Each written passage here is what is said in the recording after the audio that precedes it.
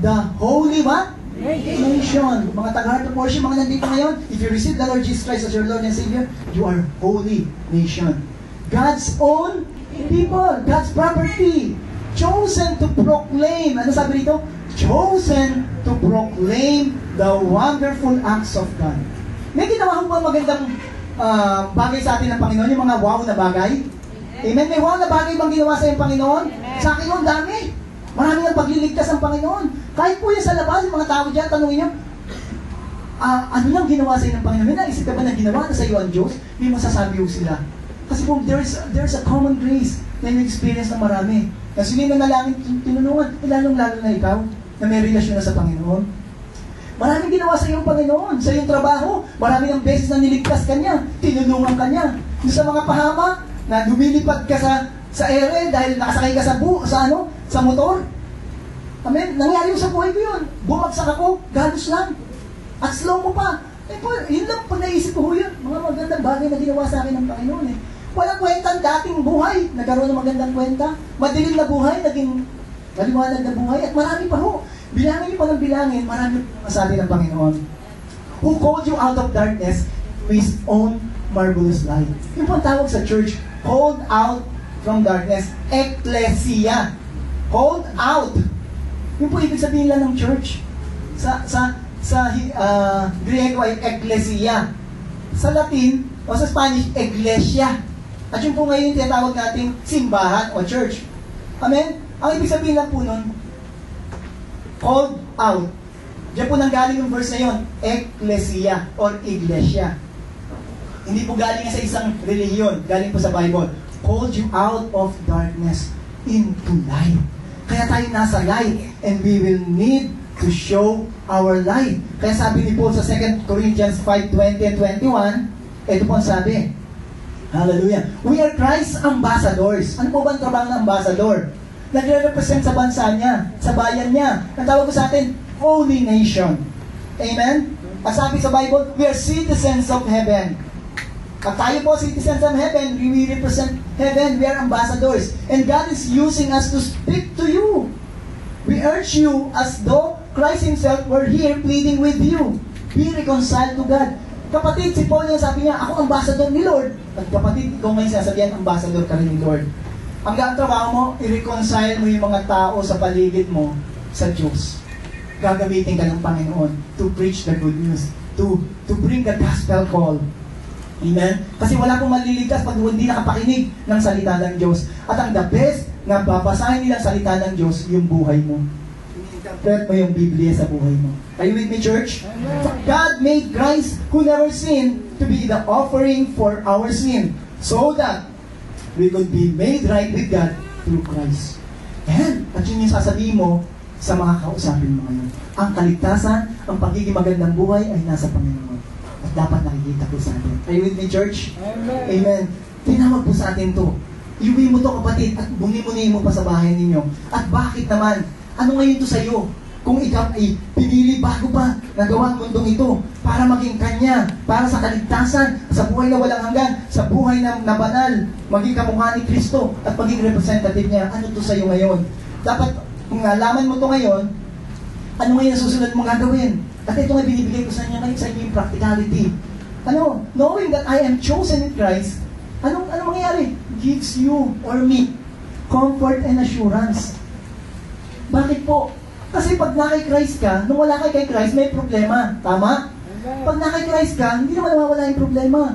Andiyan pa rin yan. Andiyan pa rin yung mga pangyayari sa buhay mo, pareho lang. Maganda po, meron kang comfort ngayon. May assurance ka dahil pinili ka ng Panginoon. So, tingnan natin yung Romans 8:28. If you read this Romans 8:28, sabi dito, nasabi po dito, and we know that God causes everything to work together for the good of those who love God and are called according to His purpose for them. Lagi natin ito kinukot. Pero lagi tayo nakafocus dun sa everything work together. Amen? Everything work together for good. Pero merong pinanggalingan yan, yung God. At yung God na ito, tinawag ka. Dahil tinawag ka niya, in Christ, ibig sabihin, permanent yung pagkatawag niya sa'yo. Immovable. And, no, talagang, yun ang position mo, fixed position mo sa Lord yun. At ano man ang mangyari, tinawag ka ng Lord. merong relasyon ka sa Kanya, hindi magbabago yun. Kung sinabi niya, tutulungan kita, tutulungan kita. Kung meron akong gustong, meron akong tinuturo sa sa bagay na ito, may tinuturo lang ako sa iyo. May tinatama ako. And eventually, ako bahala. In the end, alam ng Diyos. Kapatid, alam ng Diyos ang ending ng buhay mo. Amen? Kung may nangyayari sa'yo, hindi mo maintindihan ngayon, alam ng Diyos yan, naiintindihan ng Diyos yan. Kaya niyang ayusin yan. Tingnan natin yung 2 Corinthians 4:16 and 18. Tingnan natin ang tawag niya sa trouble mo. May trouble? Sino may trouble dito? Problema, huwag na yung trouble, baka away yung tawag doon eh. And sabi dito sa 2 Corinthians 4:16 to 18 from the contemporary English version, we never give up. Do you give up? Sabi ng Bible, sabi ni Paul, we never give up. Ang sasabi sa inyo ng Bible ngayon, at ang Diyos, don't give up. Why? Our bodies are gradually dying, but we ourselves are being made stronger each day. Totoo naman po yun. Nag-deteriorate ang katawan. 17. These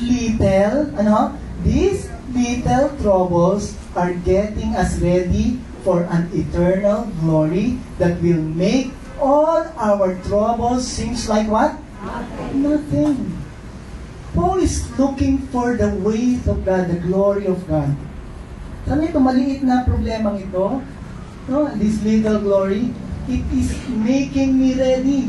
No? This little trouble is making me ready for an eternal glory. When we talk about eternal, pang walang hanggan.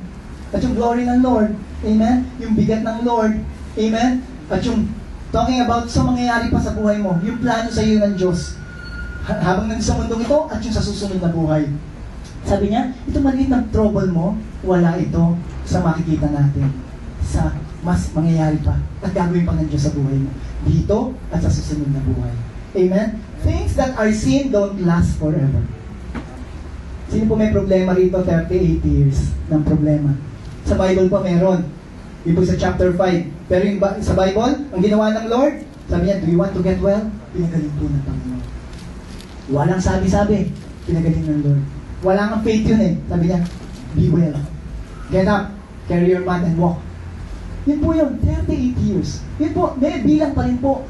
Ang sasabi ko lang sa inyo, yung mga nangyayari sa buhay natin, dahil tinawag ka ng Panginoon, may relasyon ka sa Panginoon, stable ang relationship mo sa Lord, kayang ayusin ang Panginoon. At maging assurance ka sa iyo, palakpakan natin ng Panginoon. Hallelujah. That's why we keep our minds on the things that cannot be seen. So focus, set your mind on things above, not on things on earth. Sabi ng Colossians 3:1 and 2. Second, knowing that I am chosen in Christ, hindi lang assurance and comfort, it gives me encouragement. Sabi natin, encouragement. To share the gospel of grace. Amen? Na ma-share ko itong gospel na ito, hindi na ako magpipipigpihan. Hindi na ako tatahimik. I-share ko ito ngayon sa kapitbahay ko, sa pamilya ko. Itong magandang pagkakatawag sa akin ng Panginoon, ang gandang buhay. Mula sa kadiliman, nasa kaliwanagan. Ngayon, hindi na ako magdadalawang isip pa. Dahil may mga tinawag. Tinawag yung pamilya ko. Tinawag yung mga anak ko. Dahil sabi niya, believe in the Lord Jesus Christ, you and your household will be saved. Tinawag sila. At sila'y maliligtas. Pag sinirang ko ang salita ng Diyos, magiging ambassador ako sa kanila ngayon. Pakikita ko yung Christ-like and holy life na nagmamanifest sa akin. Are you with me, church? May encouragement ka na ngayon mag-share. Kasi alam mo, tinawag ka. At alam mo, pagkakatawag sa iyo ng Panginoon, stable. Ito sabi ni Paul sa 2 Timothy 2:10. Sabi niya rito, and so I endure everything for the sake of God's chosen people. Sabi rito, I endure everything. Ano man yan, sabi ni Pablo, tuloy ako kasi may mga pinili ang Diyos. In order that they too may obtain the salvation that comes through Christ, Jesus, and brings eternal glory. Yung God's chosen people, they will receive salvation. Sabi niya ngayon, ito na ngayon ang aking purpose. I will share the word of God. Kasi may tatanggap ang salita ng Diyos. Kaya tuwing linggo ho, talaga namang, todo, pag-share ako sa inyo, excited ako kasi alam ko, tatanggapin yung salita ng Diyos. Amen. Kasi mga believers kayo. Amen? At may mga bago dito, they will receive the Lord Jesus Christ. Amen. Because they were chosen also. Amen? Palapakan natin ng Lord. Hallelujah. Lastly, may verse pa ba ako? Amen. Basahin niyo na lang mo yan sa bahay siguro. Last. Knowing that I am chosen in Christ gives me reason. Sabihin natin, reason. Ano yung kanina? Assurance and comfort, encouragement. Now, reason. May reason ka na ngayon na pag nagpapalakpak dito si Sister Aubrey, let's raise our hands to the Lord. Isa kamay yung tataas. Hindi lang isang hand, 2 hands pa. At pati paa mo, gusto mo na. Why? Kasi alam mo, tinawag ka ng Diyos. Your chosen gives you reason to praise God. Ikaw na bulok na kamatis, sira karag-karag na kotse, talo ng hatol, amen? Poging ipe na medyo, amen? Mas pogi si, di ba? Pinili ng Diyos, binigyan na magandang buhay, inayos, hindi dahil sa kabutihan mo, wala nga eh. Ngayon yun ang reason mo ngayon, kaya pupunta ka tuwing linggo sa church, magpupuri tuwing umaga, magpapasalamat ka sa Lord. Alam niyo po, lagi ko sinasabi ito, bumalik na naman po yung ibon namin. May ibon po kami sa bahay, na kumakanta na naman. Naman tagalong nawala yun, andun na naman siya. Hindi ko alam kung pareho siyang ibon. Pero pareho ang tunog. Isang bagay lang, sabi ko itong ibon ito, alam niya pagkakatawag niya, ibon.